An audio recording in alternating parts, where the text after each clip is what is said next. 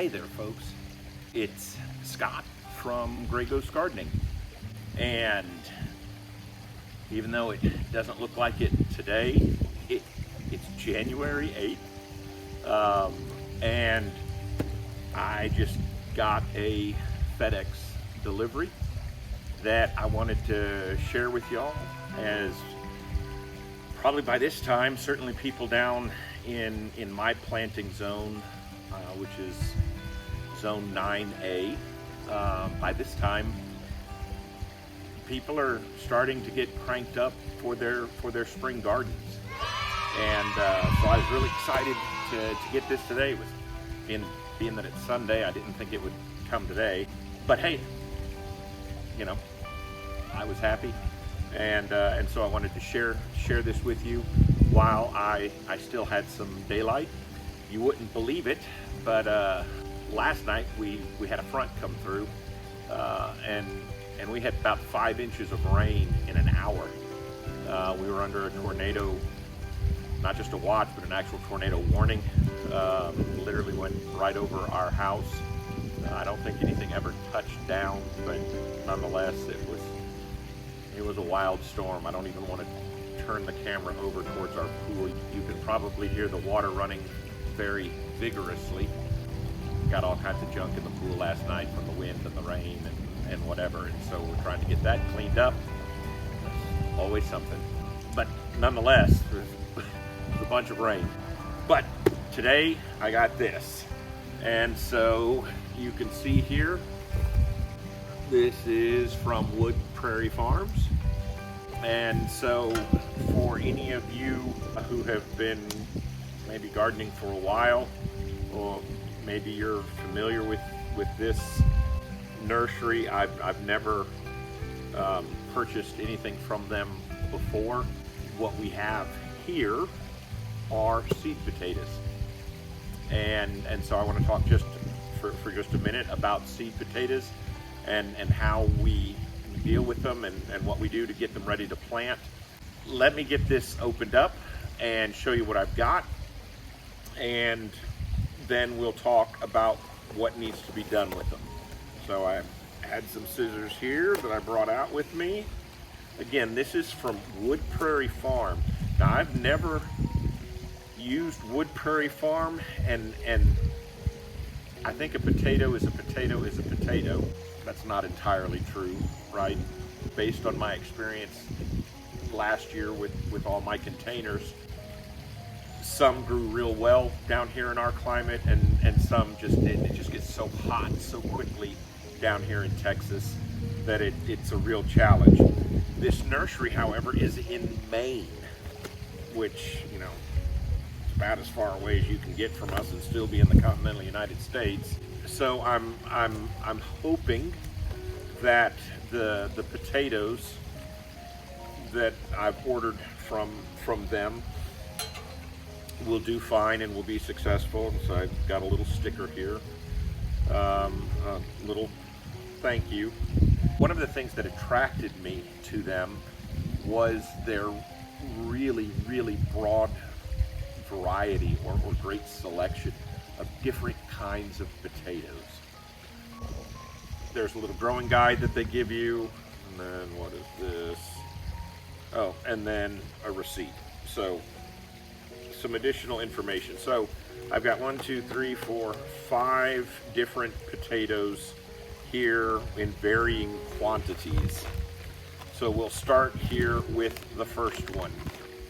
And the first one is a Baltic Rose. All right. So it says an attractive red potato from Germany with deep golden flesh, delicious taste, smooth texture, excellent fried or roasted. So Baltic Rose is one. Then we have the Carola. All right. Sunny yellow potato, again from Germany. Boasts a smooth, creamy texture and exceptional flavor, suitable for baking or frying. So I've got a couple of pounds of the Carola potato. Put that in there. then this is just an old stamp, Yukon Gold. I didn't grow any Yukon Gold last year. I don't know why. I'm gonna do some this year, and we'll see how they do. So Yukon Gold. And then here is my Red Norland. All right. Again, I really good success with these. I would plant these every opportunity that I get. So if you're down here in this part of the world, you know, again, zone 9A, maybe even zone 9B, 8B, something like that. I don't think you could go wrong with the Red Norland. And then the last one that I have is the Caribe. Or I don't know if it's, since it has an accent mark, if it's Caribe.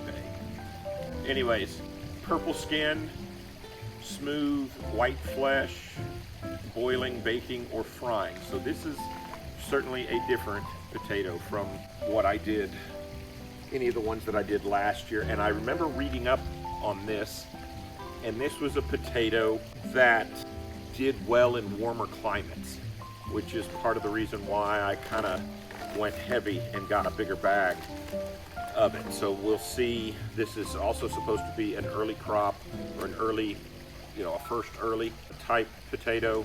So we'll see what we get with that. So you'll notice the one thing that I don't have here are my Purple Viking potatoes. I have been fighting and fighting. I didn't get them ordered early enough from the nursery that I got them through last year. I did finally track some down, but they're probably not going to be here for a few more weeks, which again puts me behind with those, but that's a risk I'm willing to take because they were such a delicious potato. So again, several different varieties grew this last year, but then all four of these are new varieties. And then the Purple Viking are still en route. So let me show you now what I'm going to do with them, because I need to get these chitted so that I can get them in the ground, actually get them in my containers, because I'm still going to be doing these in containers, and start some spring potatoes. Sit tight, let me grab a couple of things and we'll show you what's going to happen next. All right, so while Cosmo the Wonder Pup tries to steal the scene, which is fine because that's who my garden is named after. So I've got all of these potatoes, and now what do we do with them in order to get them ready to plant? My hope is to get them in the ground by the end of the month, maybe no later than the first week of February, but it'll be the end of this month, first week of February at the latest. I'll start planting in my containers, because my containers I can move in and out, right? If suddenly it looks like we're gonna get hit with a really hard freeze, I can move them into my garage. But what I need to do now is get these seed potatoes chitted. Chitting is where you basically sprout the potato. You get a little eye, and I know all of you have seen this before, and if you've watched other potato planting videos, you hear people talk about this all the time.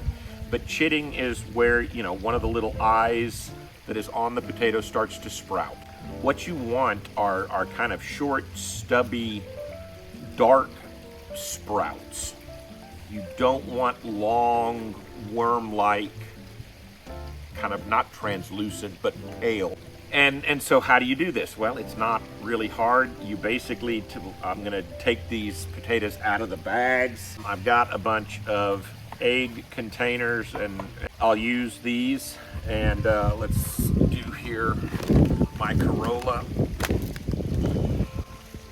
We're gonna open it up, And as you look at these potatoes, this is a great example here. You see how it's kind of egg-shaped. You can see a scar here where this is where it was originally connected to the mother plant. And so what we're looking for, and on this one here, same thing, you can see it right there. And so ideally, it's going to chit then like this. All right, my experience, potatoes can chit from anywhere on the potato. All right, maybe it's stronger or better up here, but my experience is they can chit from absolutely anywhere. And so what I'm really trying to go by is I look for where the scar is on these, because these are relatively small, and then I'm setting the scar down in my little container here. And I will go through and do this. This one's hard to see. There it is right there. All right. And so then this tray of potatoes is going to go inside where it probably could stand to be in a little cooler temperatures. If I knew it was going to be the right temperatures, I would keep them outside. But we have such huge fluctuations right now with our temperature. I mean, it's supposed to be 80 degrees this week here in Southeast Texas. But nonetheless, what should eventually happen is that in a few weeks, and it's already starting here, I don't know that you can see it very well or not, but right there, it's already starting to chit. And there's actually another one there. And that's going to end up being a little sprout. So I'm going to leave these exposed to light. I don't want to do it in darkness. I want them to be exposed to light, and it doesn't need to be direct light. It can be indirect light. So I can put them on my kitchen table. I can put them in a windowsill that doesn't get, 6 or 8 hours of daylight to where it's going to burn up and get really hot. That's the other trick. I don't want them getting super hot. So again, right here, you can barely see these little spots. Those are going to be chits. Now, these little bitty ones like this, I'm going to swap some of them out for slightly bigger ones that'll stand up better. Most all of these potatoes, given their size, I'm going to plant them whole. Sometimes when you have the larger seed potatoes, you can cut them in half and sometimes even in third or in quarters. But I am going to leave mine, based on what I'm seeing here, given the size of these, I am going to leave them whole. I'm going to show you two examples here of a potato that has chitted. One is really bad in terms of what it's done, and the other is borderline.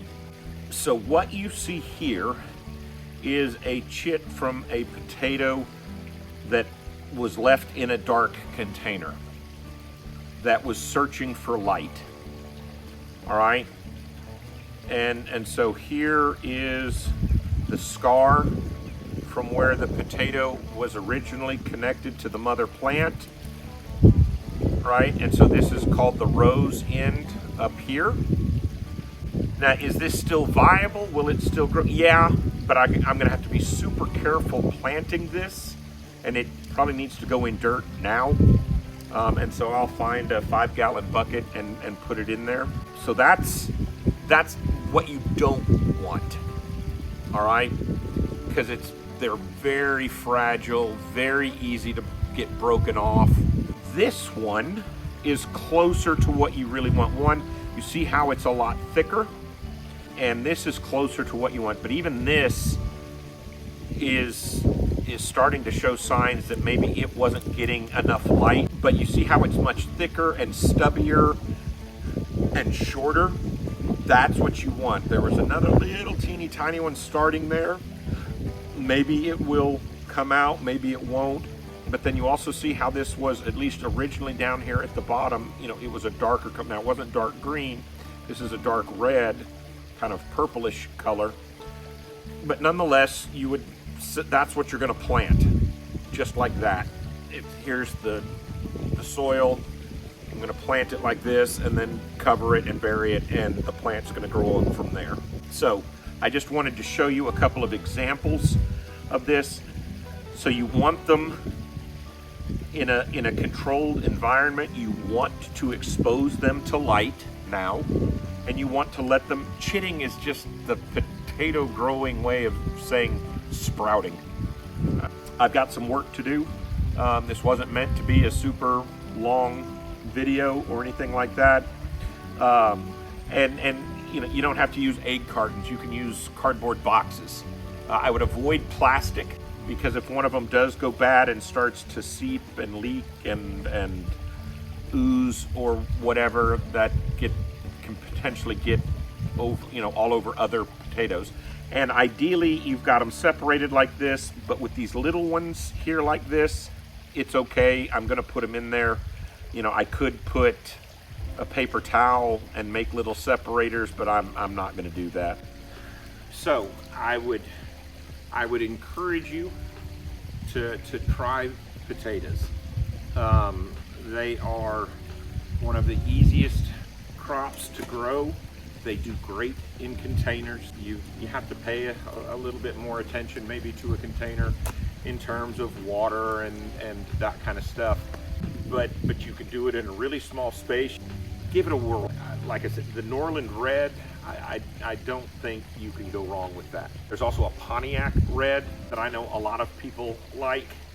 And so, I think either one of those would be great for a first stab at trying to grow some potatoes. Again, maybe you just do 1 or 2 buckets, 5-gallon buckets of potatoes. Easy enough. 2 or 3 chitted potatoes in that 5-gallon bucket, and poof, you get a potato crop. But if you're going to really grow a few more potatoes, experiment. Try some different varieties. I would still stick with first earlies, anything that's a shorter developing potato. I'd be real, if you're in my growing region, let me qualify that. Something that's going to require 120 or 130 or more days to get your tubers and to get your crop, that might be a push. That might be a real stretch, just because it gets so warm. But hey, you may have better luck than I did. So try something different, try something new, and the most important thing is just get out, get your hands a little dirty, and enjoy it. Great for the kids, great for your own mental health and mental well-being.